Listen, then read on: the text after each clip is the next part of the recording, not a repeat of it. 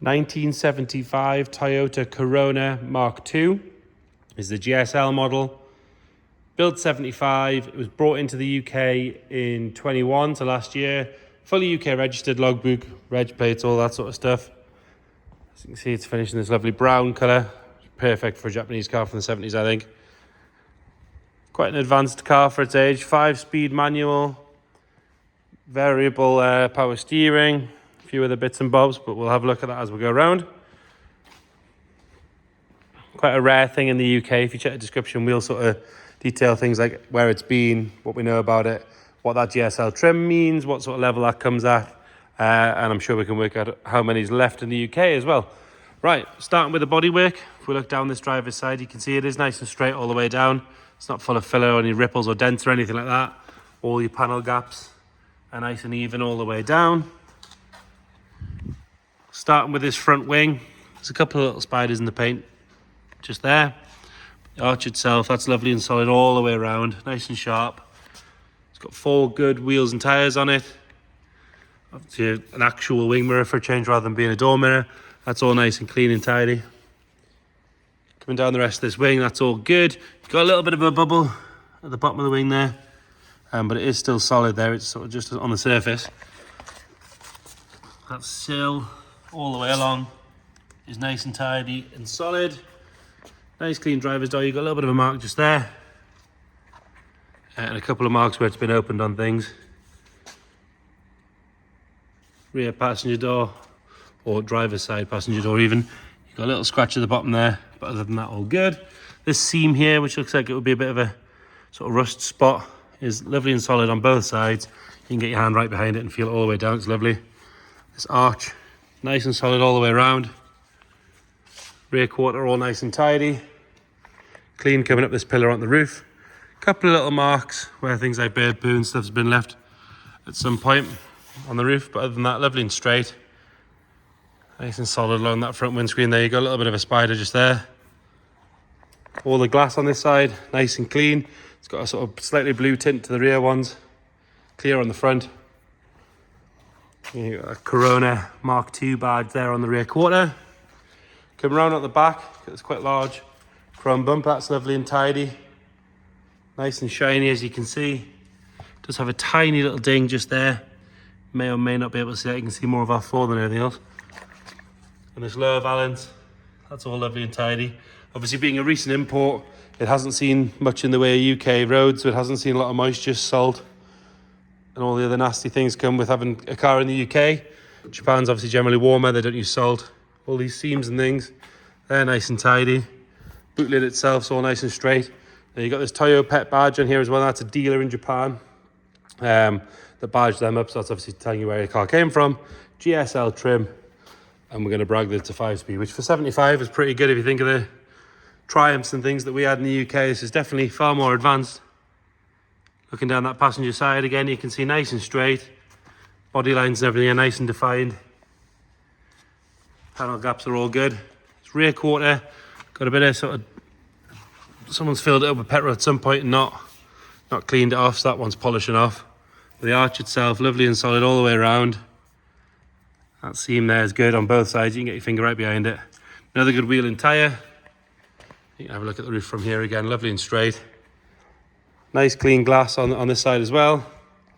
Got a bit of a scratch just on the rear quarter there. Sill on this side, just as good as the other side, as you can see. And then on this front quarter, again, lovely solid arch, just nice and sharp all the way around.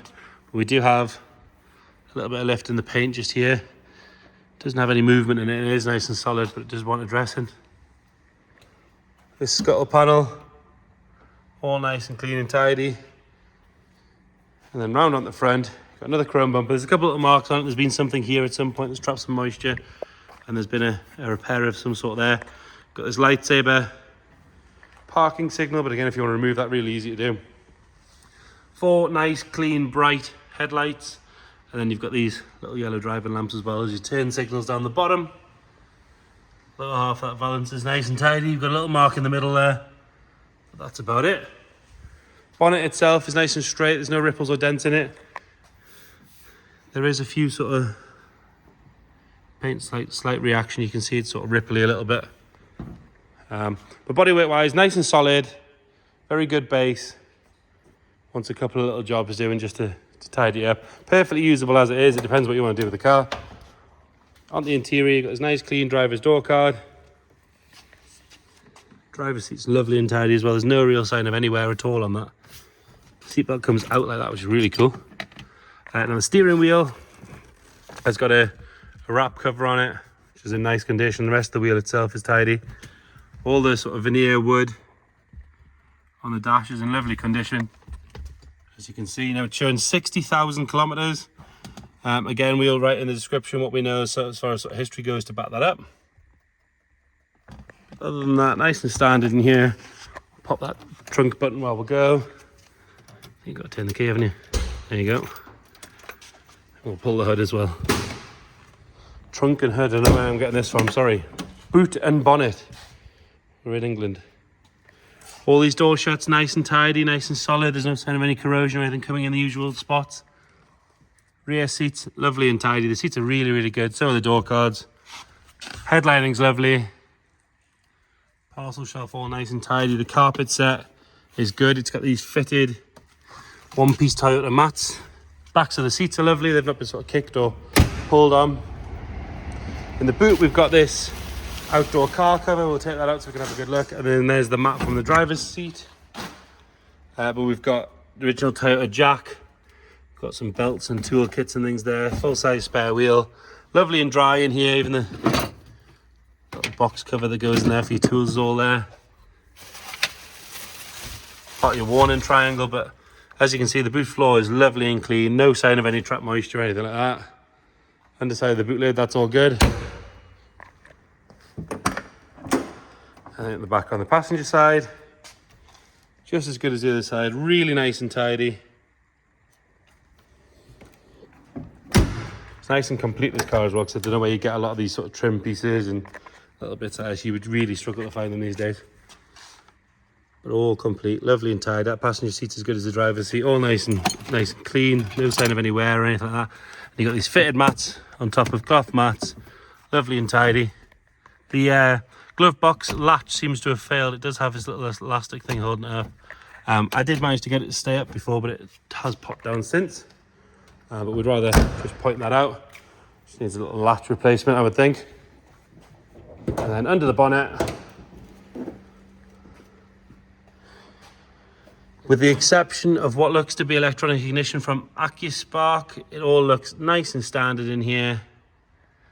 Electronic ignition is always an upgrade on pretty much anything that I've ever seen. I've never seen a car that it's here. It's always better. Bit more reliability. These inner wings are all nice and tidy.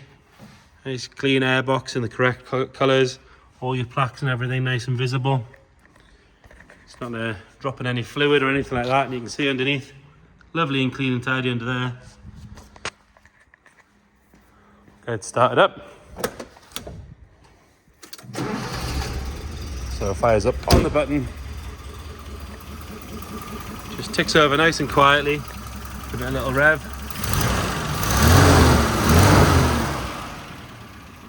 Again, lovely and smooth. Exactly what you'd expect from a Japanese car again. If it was a Triumph or something, you'd need to be looking at carbs and messing it about, but these Japanese cars just were so much better as far as engineering was concerned for the 70s. Nothing spewing out the back. Lovely and tidy. So there you have it, 1975 Toyota Corona Mark II. If you've got any questions, please get in touch. Thank you.